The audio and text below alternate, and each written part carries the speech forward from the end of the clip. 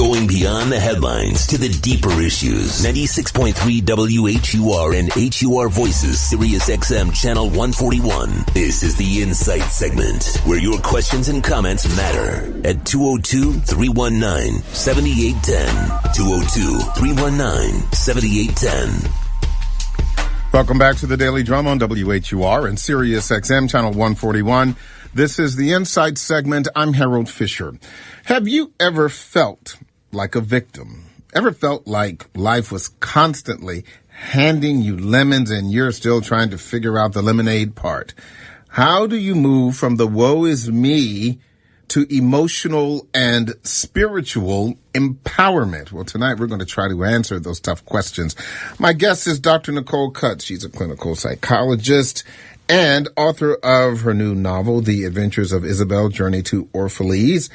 Lines are open. Give us a call at 202-319-7810, 202-319-7810. If you are feeling down and out and are trying to feel up and over, this is the conversation for you. And certainly you can tweet us using the hashtag WHURFM. Hey, Doc, how are you? I'm great, Harold. Thanks for having me. Good. Are you sure? Because I'm great, Harold. Are you feeling down? I'm warming up. You're warming up. You are warming up. Okay, so let's talk about this feeling like a victim. What exactly does that mean? Well, it means that you put yourself in a position where you give power to circumstances and people outside of yourself to determine how you feel. And so when things happen to you that are disagreeable or you perceive them as negative or bad, or you fail at something, or people are treating you badly, instead of taking responsibility for maybe how you could have contributed to it or what you can do about it, instead you just get down and despondent and you see yourself as just the responsibility-less victim in the situation. Okay, but everyone has bad things happen to them. Is there a difference between, quote unquote, feeling like a victim and just feeling blue because, dag, this thing happened to me? Is it the same thing? No, those two things are different. I think that it's important to feel your feelings. If something happens, feel sad, yes. But in terms of not staying in that feeling and in terms of recovering from it, you need to look at what story you might be telling about it. And if you see yourself as just the recipient, just the victim, things happen to you, you don't have control, then you're going to stay in that place. That can lead to depression and other things, and you'll have a negative outlook. So what I try to encourage people to do is to take control, write their own narrative, see their lives as heroes or heroines' quests, and be the heroine or hero of their story. Now, as a hero or a heroine, that doesn't mean bad things don't happen to you, because any story of the heroine is going to involve some defeats.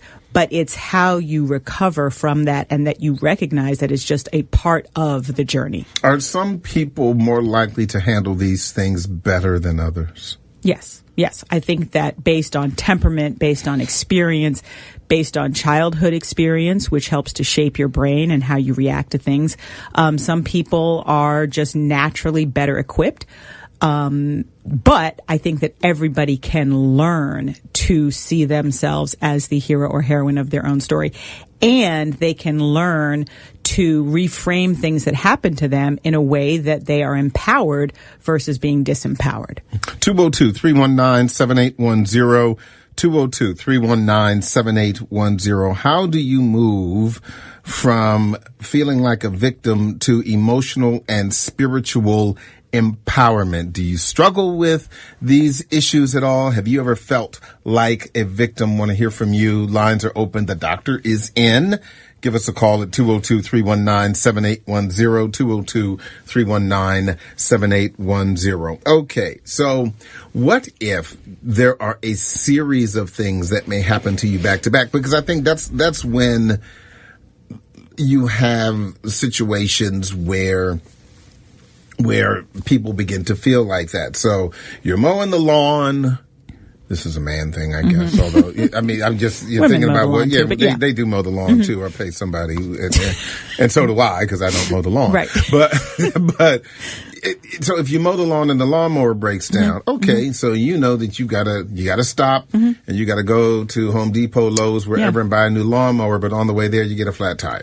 Okay, and then of course you call AAA or whatever to get, and then they take your credit card, and then your credit card is rejected. And so you need a new lawnmower, can't get it, flat tire, credit card is jacked up, and it's a hot day, and you're standing outside. That the anger of this back-to-back kind of thing, is that feeling like a victim, or is the best way to handle that, it's like bad luck?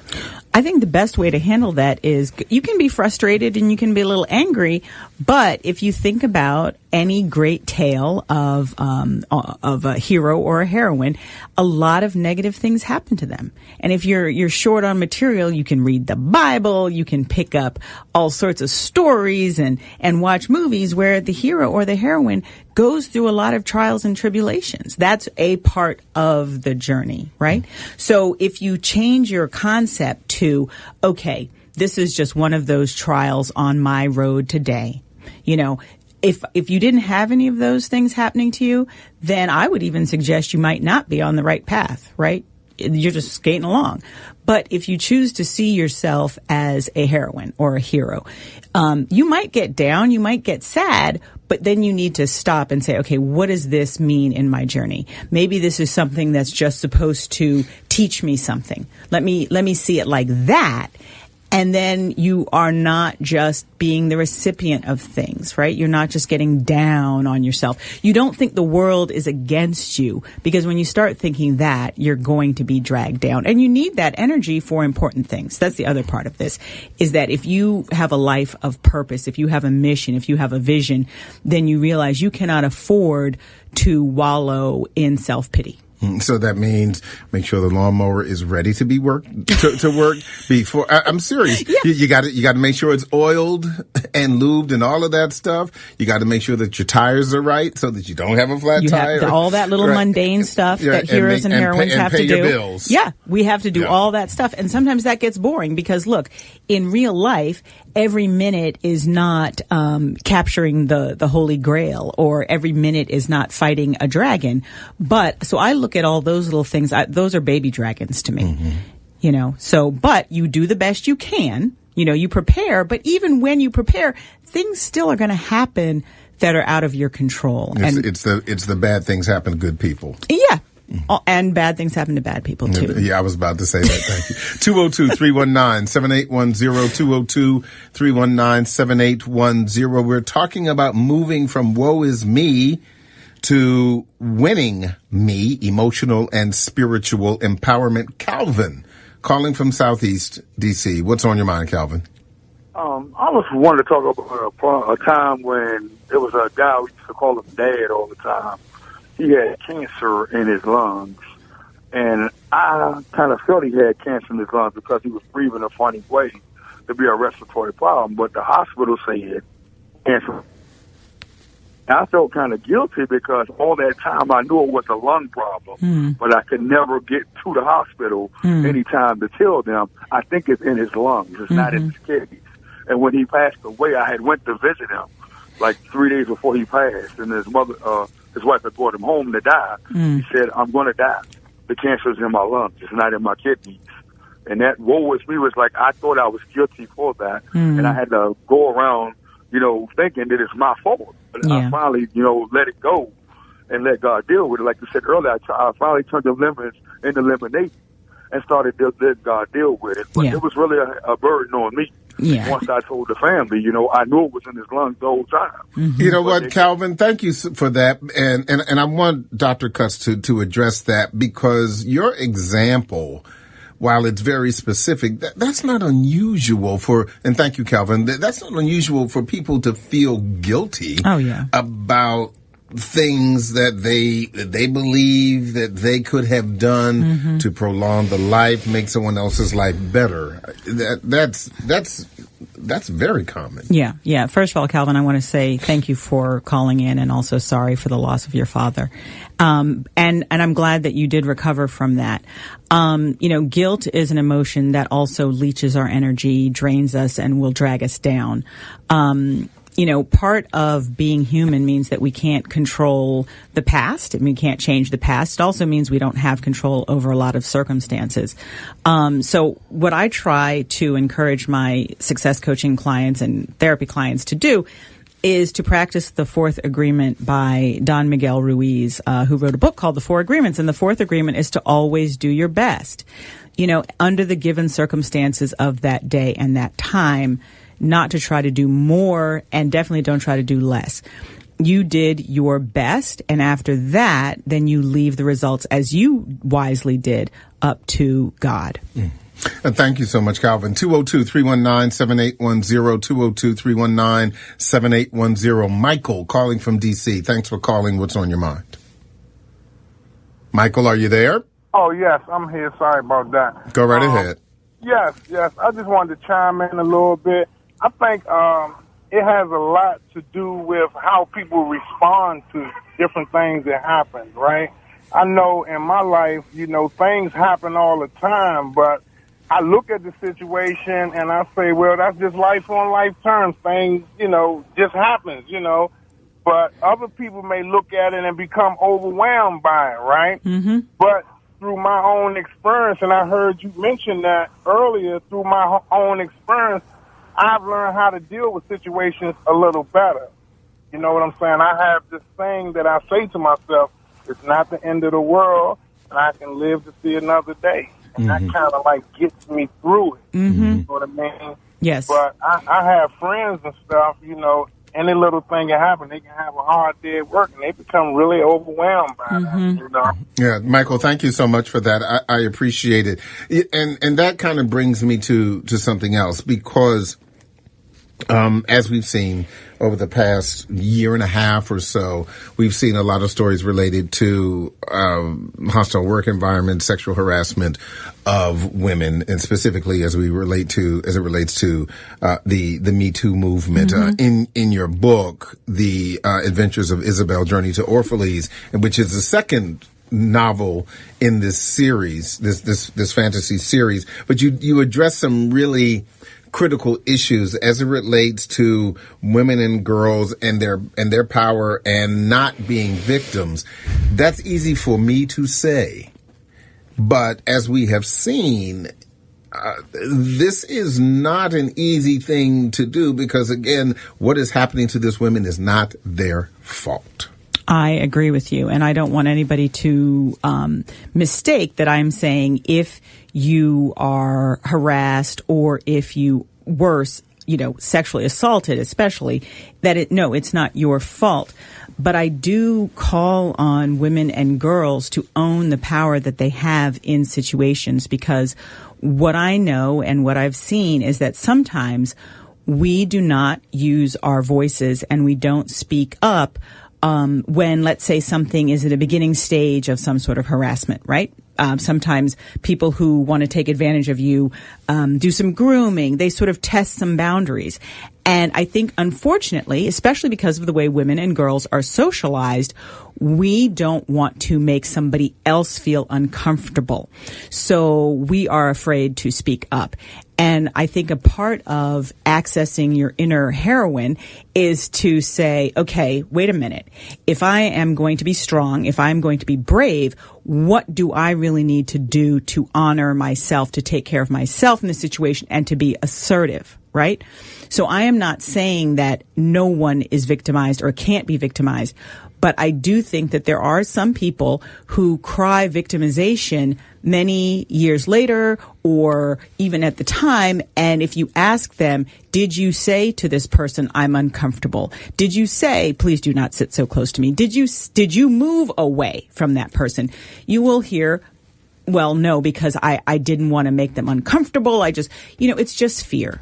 Right? It's just fear, and that's a boogeyman. And so what I'm suggesting to women and girls is to own your power and tell fear to get aside so that you can take care of yourself. I need to drill down a little bit more on that. Also, I need to let Tina in Frederick, Sib in Woodbridge, and Monica in Largo hang on. Do not hang up. We're going to be taking your phone calls next as we talk about the lemons to lemonade part of our lives. Stay with us. The Daily Drum will continue on Sirius XM Channel 141. I'm Harold Fisher. Jeff Brown is next with the original Quiet Storm on 96.3 WHUR, 202-319-7810, 202-319-7810. More of your phone calls are next. We'll be back in just a few seconds.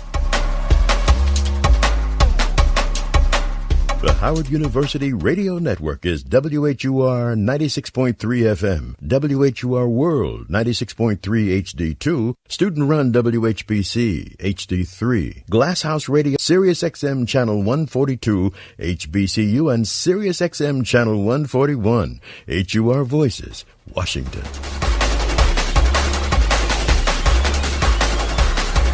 Welcome back to the Daily Drum on Sirius XM Channel 141. I'm Harold Fisher. We're talking about helping you to move from the woe is me part of life to emotional and spiritual empowerment. My guest is Dr. Nicole Cutts, clinical psychologist and author of her second novel, The Adventures of Isabelle, Journey to Orphalese. Lines are still open at 202-319-7810, 202-319-7810. Let's go back to the phone line. Sib, calling from Woodbridge. Thanks for calling, Sib. What's on your mind? Hey, Harold. Thank you for the show. I appreciate it. So I'm not going to sit up here and say I'm perfect or anything like that, but my simple view is this. Whenever anybody is in any kind of difficulty, no matter if it's financially or whatever, you always got to look at somebody who's less fortunate than you. And you look at how many people just in our area are homeless out there. They don't know where their next meal is coming from. They don't have a warm blanket, a shelter, or a roof over their head. It's just very simple, I know, but it is what it is. That's how I try to look at it. Always remind yourself, hey, look at the unfortunate ones who have less than you. There you go. It's thank you so much, Sib. It's there, but for the grace of God go I. And Dr. Cutts, we hear that quite a bit, but as Sid was suggesting, perhaps we don't hear it enough or do not consider that enough when something bad happens to us. Yeah, what Sib is talking about is a good practice. It cultivates gratitude. And having gratitude and cultivating gratitude is an antidote to feeling like a victim and experiencing that feeling of woe is me, right? So that's actually a very wise cognitive move to make. And I encourage people to think about 3 good things they've done for the day that show themselves that they care about themselves, and to think of 5 things for which they're grateful every day. Right? And what Sib is talking about also is we fall into feeling down and feeling victimized and less than when we compare ourselves to others. And it's really easy in this age of social media to go on Instagram and Facebook and say, oh, well, they look at them having a good time. Well, of course, we don't post on those things when we're feeling, yucky. So we compare, and then we end up feeling badly, which is a bad practice. But what we don't do often enough, if you're going to compare across the board, right? Don't compare yourself always to people who have more. Think about the fact that, what I have is way more than what other people have. Personally, I think it's best to not get into comparison. But if you do and you're feeling down, you need to challenge yourself to say, why am I only comparing in this one direction? Tina, calling from Frederick, Maryland. Thanks for hanging on, Tina. What's on your mind? Yes, I just wanted to, I was just thinking about my son, and my son is stuck in that victim mentality because a lot of bad things happened to him, but it was by his choice. So he blames me for childhood decisions. So I went into the military for 4 years to better our lives for both of us. He blames me for leaving him with my mother for those 4 years, even though I came back. And then when I got married, he said I chose somebody over him. So he's been doing that to me for a long time. And, now it really plays on me because he's my only son. And I don't know how to move from that situation or that feeling with him. And my mother just say, he's been depressed and he doesn't want to because he has a drinking problem.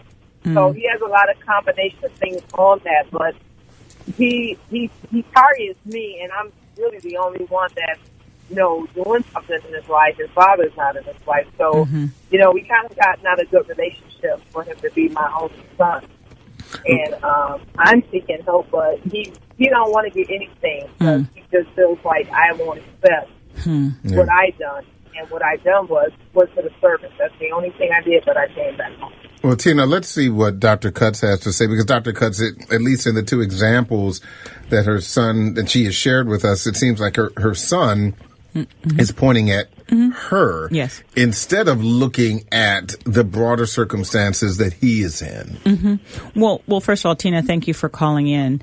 One thing that you did mention, and I was thinking about, was that sometimes this sort of negative thinking can be a symptom of depression. It can also make depression worse, can exacerbate it. So, I would never say to somebody, if they're caught in negative thinking, oh, you just need to do this or just need to do that.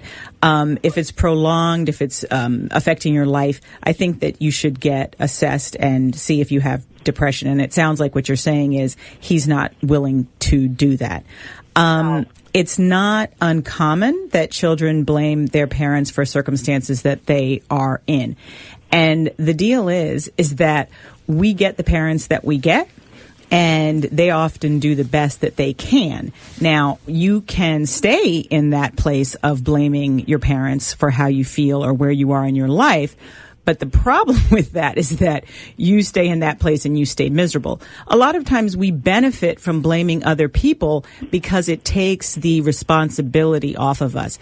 And responsibility is scary. So we prefer to say, well, I can't do anything about it. So I would encourage you to continue as you have been to get your own help for any feelings that you have around this. And maybe, just lovingly encourage your son. Listen, I'm sorry that those things happened. I'm sorry how you feel about them. And I want you to get better. So maybe, you now need to, take matters into your own hands and maybe get some help from a professional. Okay. Tina, thank you so much for calling. 202-319-7810. 202-319-7810. Monica calling from Largo. Thanks for calling, Monica. What's on your mind? Hi. Hi. I want to say thank you for this show. I've learned a lot already, and you've covered a lot of things that actually apply. Great, thank you. I have been a victim, I will say. However, I am a person who tries to look at the positive things. So, I'm getting better with being more assertive. I talked to someone the other day who had mentioned being more assertive, and I saw how that actually does affect the outcomes of things. And congratulations. Thank you. So, I guess my question, concern, or expression is just one of, for someone who's been through a lot. Emotional abuse, a lot of different abuses, and who's trying to come out of it. And I take responsibility for being afraid and showing fear. And because of my showing fear, people took that in a wrong way, or in a way that they basically, it's like they took it to another level that made it worse for me. Yes. So I do accept that responsibility of showing that fear, not being as assertive as I can, but I'm trying to, be more expressive, because there are a lot of things that I've gone through, and I hope to be able to share something with someone else, because I've been intimidated by a lot of people. And it's been verbal, or more than verbal, it's been more nonverbal intimidation.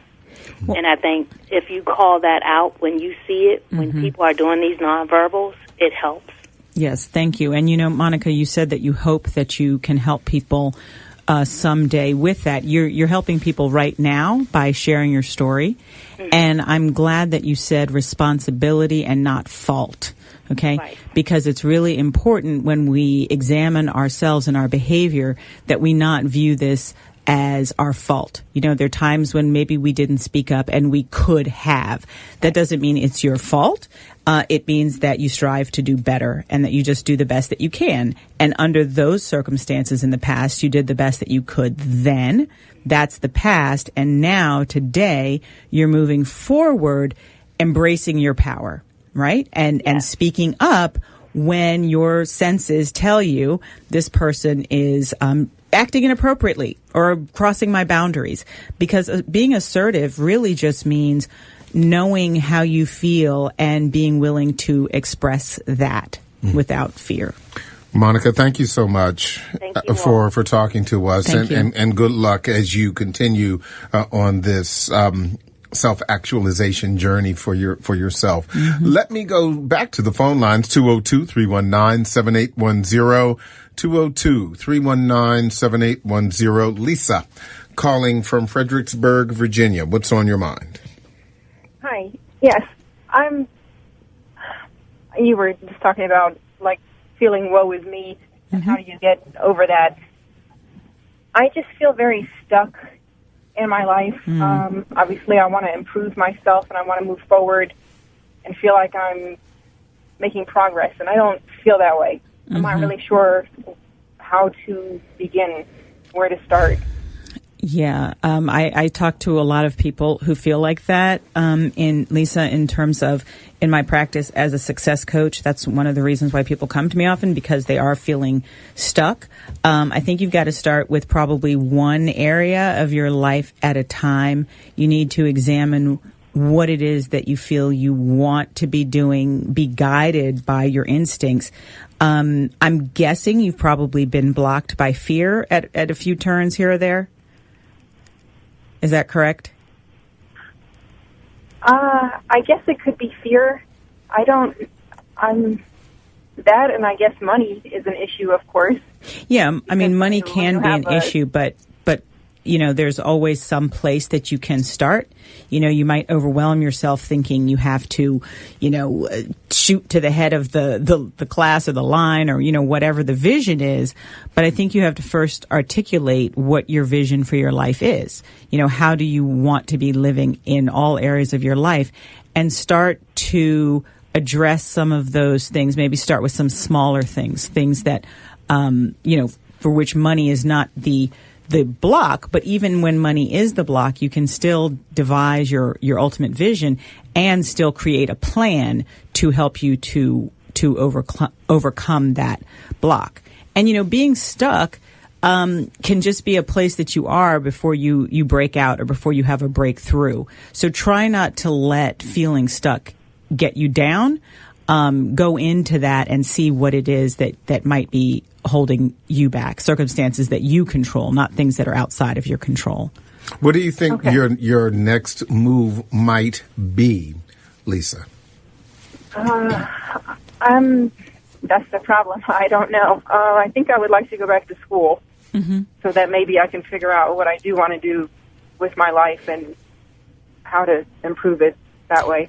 Well, I would, you know, admonish you to do what I suggest a lot of people do. Start to see yourself as the heroine of your own life. Start to see how access that inner strong heroine archetype.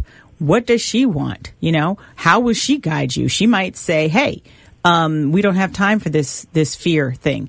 Your instinct tells you want to go to school. I'm a big advocate of following your instincts, trusting in yourself. And don't feel that if you start down one path that has to be it. But the important thing is to make a move.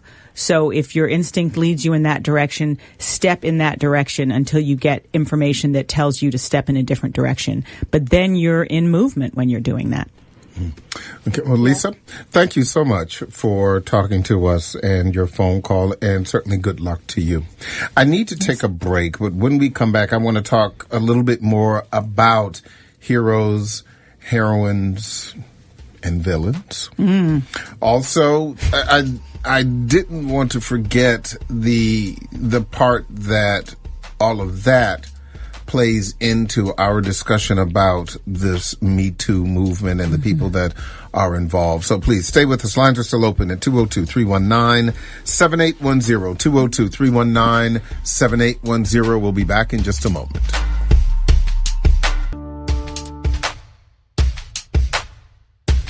Welcome back to the Daily Drum on Sirius XM Channel 141. I'm Harold Fisher. We continue our conversation about moving from lemons to lemonade, from woe is me to emotional and spiritual empowerment. I'm here with Dr. Nicole Cutts, clinical psychologist and author of her second novel in the series, The Adventures of Isabelle. Number 2 is Journey to Orphalese. So before the break, we were talking about heroes, heroines, and the like. But metaphorically speaking, that I think it works. But in the real world, no one has a cape. We can't fly. We're not invisible. We can't read minds. And I don't and I don't have one of those spandex suits. And I probably wouldn't look good in one anyway. I think you would. Thank you. But with that said, how do you find your inner hero, your inner heroine?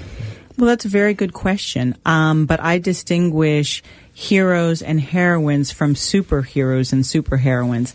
Heroes and heroines are mortal, right? So they don't have those magical powers. I'm not suggesting that we have those magical powers. We have special powers. They might not be to fly or to have, breathe underwater like my favorite, Aquaman, but we do have powers and we can access them when we access that inner strength, that inner nobility, and we embark on the quest to live our best life, really, is what it's about. So I don't expect to suddenly fly. Heroes and heroines they're mortal. They can meet and they will meet their physical demise, but it's what you do with the time that you're on the planet. In our discussion about the Me Too movement, there's been so much focus on the villains, the Bill Cosbys, the Harvey Weinsteins, and so when you have women and in some cases men who have been the targets of sexual harassment and sexual assault, this is much more serious than a flat tire and a broken and a broken down lawnmower. Sometimes the emotional and spiritual recovery is lifelong. That's true. And so back to the heroes, when you're dealing with these villains, where is that inner hero, that inner closure, beyond the Dr. Nicole Cutts therapy that so many people would need?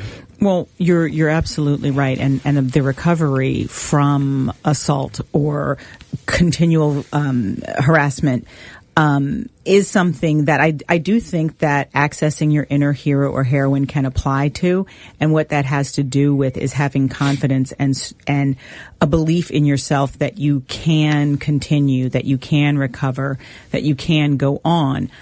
And I don't think that there's one size fits all for everybody. And as I mentioned a few beats back about always doing your best, is that, keep your expectations, even with your recovery, even with your reactions to things, in that realm of I'm going to do my best, and then that's all I can do, right? So I'm going to access as much strength as I can muster in this moment, and I'm going to avail myself of the help that I need, and do the hard work, because, unfortunately, a lot of victims of sexual assault and violence, now we're talking more than, harassment, we're talking actual violence, that recovery is a very difficult thing, right? But it's like recovery from so many other things, right? It takes time, and you need to be gentle with yourself.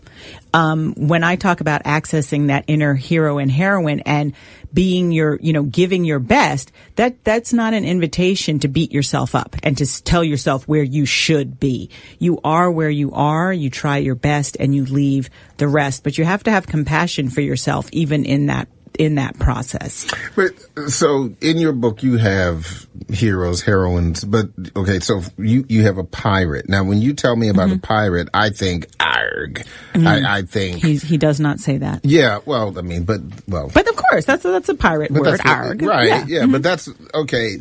But most people think of short of Johnny Depp, all pirates are villains. Okay, well, it is, but that's the standard. Is every pirate, metaphorically speaking, a villain?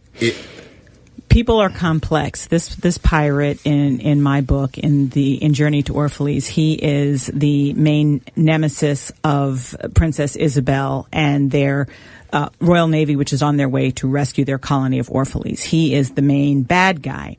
Well, see, but when you read the book, you find out that he, like all human beings, has a story and has some complexity, and there's a deeper meaning. Now, have you ever heard the expression "hurt people hurt people"? It's like Darth Vader and Luke Skywalker. Exactly, right? Just another example of the hero or heroine's quest. So, but that doesn't mean that, oh, you poor thing, you had a bad life, I'm going to let you scuttle my ship and take my booty. No. Pirate's booty. It doesn't mean that you allow yourself to be victimized by what bad thing has happened to them or is making them act badly. But you can have some compassion for a villain, but that doesn't mean that you put yourself in harm's way of the villain. But see, and in the example that I use, in each situation, I talked about your emotional reaction to things happening. But in this particular case, the emotional reaction to people is much, much more difficult to manage because, like you said, people are complex. A broken lawnmower can be fixed or replaced. A flat tire can be fixed or replaced. A credit card can be paid off and cut up, and that's the financial conversation for another show. But when you've got pirates and villains in your life, complex though they may be, you have to recognize them. So yeah, but if somebody tells you you're a snake, that they're a snake, then every snake's bite. You need to stay away from that. If somebody straight up tells you that they're a snake, then I would listen to them and I would get away. Sometimes it's not as easy to recognize the pirates as it is to recognize, me, I'm not afraid of snakes, but for most people, snake, bad, scary. But human beings are not usually so obviously one thing or the other. My definition of a pirate, metaphorically, how they show up in real life, is anybody who is trying to take you off your course, anybody who's trying to make you deviate from your mission, your happiness, your fulfillment. If they don't add to that, then they're trying to take you off course. They're trying to take something away from you, and you have to recognize that. You might not always recognize it right away, and I'll just, little bit, it's not a spoiler, but our princess has an ambivalent relationship with this pirate. Now you find out more about who he is by the end of the book, and I'm not going to tell you what happens between them, but ultimately, the power rests with you to take care of yourself. Nobody else is responsible for your happiness or getting you to your destination. You mentioned earlier about being more assertive. Is being more assertive for everyone? Because personalities are different. People are raised in different circumstances. It's more difficult for some people, but yes, it's definitely for everyone. Now, how you do it, there can be subtle differences, but if you are not honoring how you feel and not setting boundaries when you feel that you need to, then you're not taking care of yourself. You're not being assertive. it doesn't mean being brash and loud and aggressive. You can speak in a very quiet voice and still say no. Final thoughts about moving from the lemons to lemonade? My final thoughts are that it's not easy. It's easy for me to say. It's something that has to be practiced. It takes time. But the rewards of doing that and the rewards of seeing yourself as a hero or heroine and being on the quest are many. Well, I would say have the pirate walk the plank, fill the sails, turn into the wind. What if he's cute? Well, then the sharks will have a delicious looking meal. I can't with you, Dr. Cutts. I tell you, it's always good for your therapist to have a sense of humor. And listen, as always, this information for reaching out to Dr. Cutts at CuttsConsulting.com will be on our website. And have a great weekend. It's going to be rainy this weekend. Be careful out there as you are moving around this weekend. Look, no more heat wave, a wet wave. That's what we have to deal with. Dr. Cutts, always good to see you. Thank you. That is the Daily Drum on Sirius XM Channel 141 for this Friday, September 7th.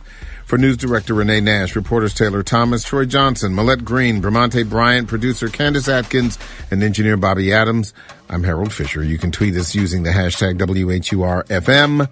Now, stay tuned for The Connection. Good night and have a wonderful weekend.